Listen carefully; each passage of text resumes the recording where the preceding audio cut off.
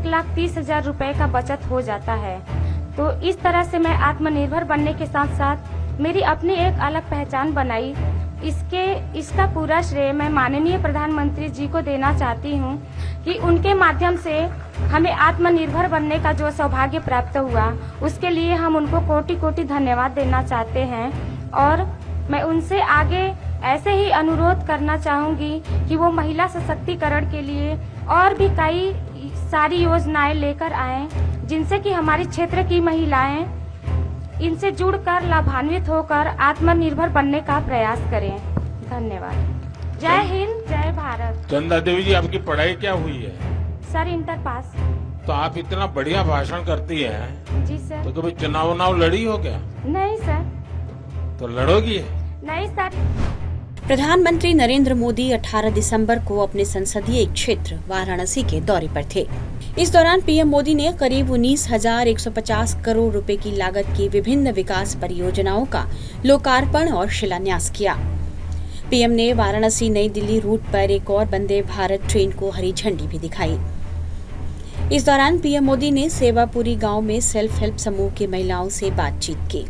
इसी कार्यक्रम में एक महिला चंदा देवी ने ऐसा भाषण दिया कि उनके धारदार भाषण को सुनने के बाद पीएम मोदी जबरदस्त प्रभावित हुए और इसके बाद उन्होंने उसे चुनाव लड़ने का ऑफर भी दिया। पीएम मोदी ने चंदा देवी से कहा, आप तो बहुत अच्छा भाषण देती हैं, क्या आपने कभी चुनाव लड़ा है? चुनाव लड़ोगी? हालांकि चंदा देवी ने चुनाव लड़ने से मना कर दिया और कहा कि हमने कभी चुनाव लड़ने का सोचा भी नहीं है। हम आपसे ही प्रेरित होते हैं और आपके सामने खड़े होकर मैंने मंच पर 2 शब्द कहे हैं। मेरे लिए यह गर्व की बात है। तो आप इतना बढ़िया भाषण करती हैं। जी सर। तो कभी चुनाव लड़ी हो क्या? नहीं सर। तो लड़ोगी? नहीं सर। ये सर आपसे हम इंस्पायर होते हैं सर। आप जो प्रयास करते हैं सर, हम उनसे अपना कदम मिलाकर चलते हैं। इस वजह से जो हम आज हासिल कर पाए हैं सर, ये हमारा सौभाग्य है कि हम आपके सामने उपस्थित हैं सर और आपके सामने 2 बातें बोल रहे हैं सर। ये हमारे लिए बहुत बड़ी गर्व की बात है। अरे सब महिलाएं तालियां बजाएगी। आइए आपको बताते हैं कि चंदा देवी कौन हैं और वे ऐसा क्या काम करती हैं जिससे उन्हें पीएम मोदी के सामने भाषण देने का मौका मिला। 35 साल की चंदा देवी रामपुर गांव की रहने वाली हैं। वे केंद्र सरकार की एक योजना के तहत लखपति दीदी कहलाती हैं। सरकार ने राष्ट्रीय ग्रामीण आजीविका मिशन के जरिए देश के 2 करोड़ महिलाओं को प्रशिक्षित करने का लक्ष्य रखा है। जब से राष्ट्रीय ग्रामीण आजीविका मिशन की शुरुआत हुई है, चंदा देवी तब से अपने गांव में समूह अध्यक्ष के तौर पर काम कर रही हैं। पिछले कुछ महीने पहले ही उन्हें बरकी गांव के यूनियन बैंक ऑफ इंडिया की बैंक सखी बनाया गया है। बैंक सखी के तौर पर वे जहां जरूरतमंदों को लोन दिलाने का काम करती हैं, वहीं गांव की सहायता समूह की महिलाओं के लगभग 80-90 बैंक खातों का संचालन भी करती हैं। चंदा देवी की पढ़ाई इंटर तक हुई है। 2004 में उन्होंने इंटर की परीक्षा पास की।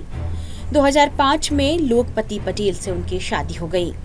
शादी के बाद जिम्मेदारियां बढ़ी तो उनकी पढ़ाई भी छूट गई। चंदा देवी के 2 बच्चे हैं। बड़ी बेटी प्रिया 14 साल की है और हिंदी मीडियम से प्राइवेट स्कूल में पढ़ाई करती है, जबकि छोटा बेटा अंश 8 साल का है, जो अभी सरकारी स्कूल में पढ़ता है। जब पीएम मोदी ने चंदा देवी से यह पूछा कि वह अपने बच्चे को कितना पढ़ाना चाहती है, तो इस पर चंदा देवी ने क्या जवाब दिया, यह भी सुन लीजिए। चंदा देवी जी, बच्चे क्या पढ़ते हैं? सर, अभी मेरी बिटिया कक्षा 7वीं में है सर और हमारा बेटा अभी कक्षा 3 में है सर। क्या सोचा है, बच्चों को क्या पढ़ाओगी? सर, अगर हमारी आर्थिक स्थिति अच्छी रही तो हम उनको बहुत अच्छे से अच्छे कॉलेज में डालना चाहते हैं और उनकी पढ़ाई पूरी करवाना चाहते हैं।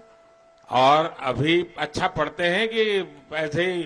नहीं सर, पढ़ते हैं सर। वरना माँ सखी मंडल चलाती हैं, वो सेल्फ हेल्प ग्रुप में काम कर रही है, वो बैंक सखी बन गई है। सब कुछ देखते हुए करते हैं सर। अपने बच्चों का भी ध्यान रखते हैं, अपने परिवार का भी ध्यान रखते हैं सर, अपनी मम्मी जी का भी साथ रखते हैं, ध्यान रखते हैं और साथ साथ अपनी सर गांव की महिलाओं का भी ध्यान रखते हुए हमारा जो कर्तव्य है हम उसको पूरा करते हैं सर। बातचीत के दौरान पीएम मोदी ने चंदा देवी से यह भी कहा कि वह 2 करोड़ महिलाओं को लखपति बनाने का लक्ष्य रख रहे हैं और उनकी बात सुनकर और भी महिलाएं इस काम के लिए प्रेरित होंगी। अच्छा, आप लखपति दीदी बन गई? जी सर। अब मेरा सपना है, जी सर। और मैं यहाँ जो बहनें बैठी हैं उनको भी बताना चाहता हूँ, जी सर। मेरा संकल्प है कि मैं देश में, गांवों में जी सर।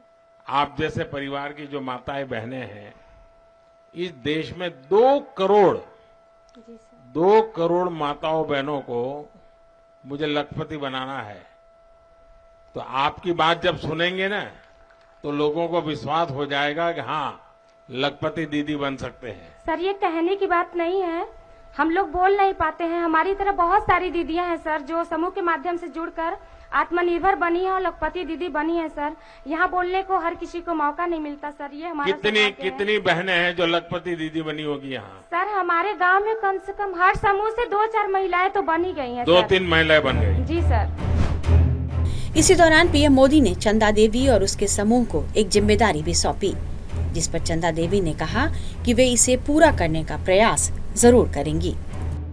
अच्छा, आपके समूह को मैं एक काम बताता हूँ, कर सकते हैं क्या? बताइए सर, प्रयास करेंगे पूरी तरह। देखिए, हमारे देश में जी सर। आजकल शादी ब्याह होते हैं, जी सर।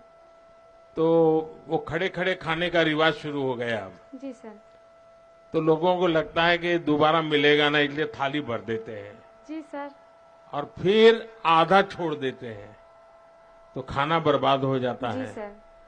किसी के घर में जन्मदिन है तो भी खाना बर्बाद हो जाता है।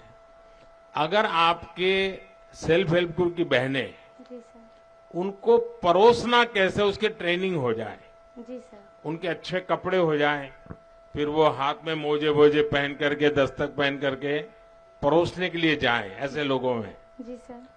तो खाना तो बचेगा ही बचेगा। जी सर। जो लोग आते हैं उनको भी अच्छी सर्विस मिल जाएगी, जी सर। आपकी बहनों को कमाई हो जाएगी। जी सर। और जब भोजन समारोह में जाते हैं तो घर जाते समय वो भी कहेंगे नहीं नहीं भाई, आप भी बच्चों के लिए थोड़ा ले जाइए, जी सर। तो घर में न्यूट्रिशन का प्रॉब्लम भी सॉल्व हो जाएगा। जी सर। तो मैं समझता हूं एक ऐसा काम है कि जो लोग खाना खराब करते हैं, जी सर। फेंक देते हैं, अगर परोसने की व्यवस्था नियम से बन जाए तो बहुत कुछ बच सकता है। तो ऐसा काम कर सकते हैं आपकी बहनें? कर सकती हैं सर। तो सबको ट्रेन करोगी आप? जी सर, बिल्कुल। और मैं भी योगी जी को बताता हूं कि ऐसे लोग जो अपना समारोह करें, जी तो सर। आप जैसे लोगों को बुलाएं जी और सर। वो परोसना का काम संभालें। इस बीच चंदा देवी ने मीडिया को यह बताया है कि पीएम मोदी ने जब उसे चुनाव लड़ने का ऑफर दिया तो उन्होंने इसे क्यों ठुकरा दिया। चंदा देवी के मुताबिक अभी उनके ऊपर परिवार की काफी जिम्मेदारियां हैं। बच्चों की पढ़ाई लिखाई से लेकर 70 साल की बीमार सास की देखभाल और खेतीबाड़ी का काम भी उन्हें करना पड़ता है। इस वजह से वे चुनाव नहीं लड़ सकती हैं। चंदा देवी का कहना है कि उनके परिवार में कोई दिक्कत नहीं है, सभी सपोर्ट करते हैं, लेकिन परिवार से दूर रहकर कोई भी काम करना उनके लिए संभव नहीं है। उन्होंने कहा, मैं वही काम करूंगी जो परिवार के साथ रहकर कर सकूं। चंदा देवी ने यह भी बताया कि पीएम मोदी से बात करने से पहले वे थोड़ा डर रही थीं और मन में हिचक भी था, लेकिन जब पीएम मोदी का व्यवहार देखा तो सारा डर छूमंतर हो गया। बहरहाल पीएम मोदी के सामने भाषण देकर और चुनाव लड़ने का ऑफर ठुकराकर चंदा देवी अपने इलाके में ही नहीं बल्कि पूरे देश में मशहूर हो चुकी हैं। और पीएम मोदी और चंदा देवी के बीच बातचीत का यह वीडियो भी सोशल मीडिया पर तेजी से वायरल हो रहा है। टाइम्स नाउ नव भारत डिजिटल की रिपोर्ट।